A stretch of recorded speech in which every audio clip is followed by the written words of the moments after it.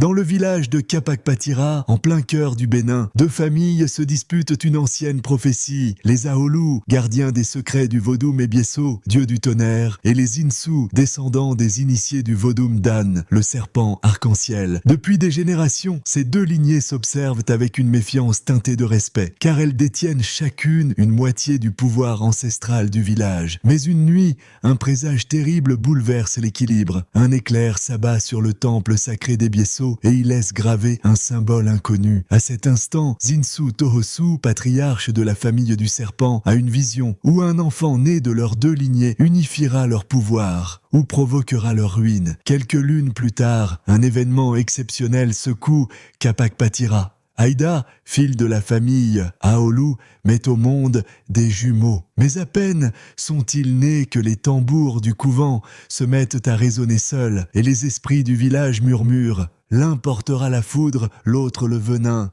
Ils changeront l'ordre du monde. L'aîné Gbeanzin naît avec des yeux d'un blanc éclatant et un corps chaud comme la braise. Son frère, Senou, a des pupilles dorées et une peau froide comme l'eau d'un marigot.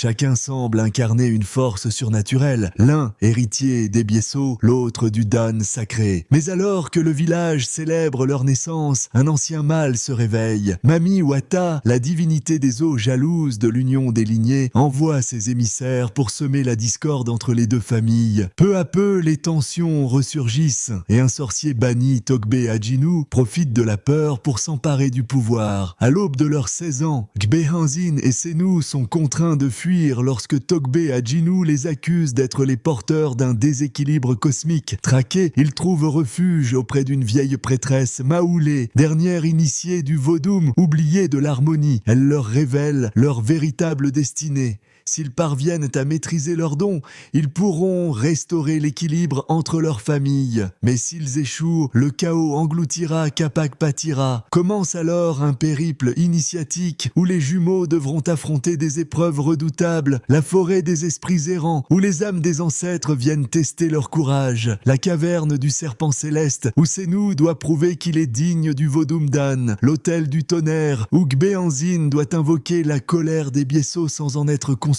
Pendant ce temps, au village, Togbe Adjinu s'apprête à sacrifier la mère des jumeaux pour asseoir son pouvoir. Les tambours de guerre résonnent et le dernier combat approche. Dans un déchaînement de forces surnaturelles, les jumeaux reviennent au village à la nuit tombée. Gbeanzin fait gronder la foudre dans le ciel, tandis que Senou invoque le grand serpent qui s'enroule autour du temple sacré. Face à eux, Togbe Adjinu libère l'énergie noire de Mamiwata, faisant surgir une marée d'ombre hurlante. Le combat est féroce, mais au moment où tout semble perdu, les jumeaux unissent leurs forces. Gbeanzin frappe le sol, libérant une vague d'éclairs, tandis que Senou fait onduler son énergie pour canaliser la tempête. Le choc brise le pouvoir du sorcier et purifie le village. Togbe Adjinu est englouti par les eaux sombres de Mamiwata et la paix revient à Kapakpatira. Les deux familles, enfin réconciliées, comprennent que leurs destins sont liés depuis toujours. Gbeanzin devient le nouveau prêtre du tonnerre et Senou le gardien du serpent, scellant ainsi l'équilibre entre leurs lignées. Et dans la nuit, les ancêtres murmurent avec satisfaction. Allez, l'ordre du monde est restauré.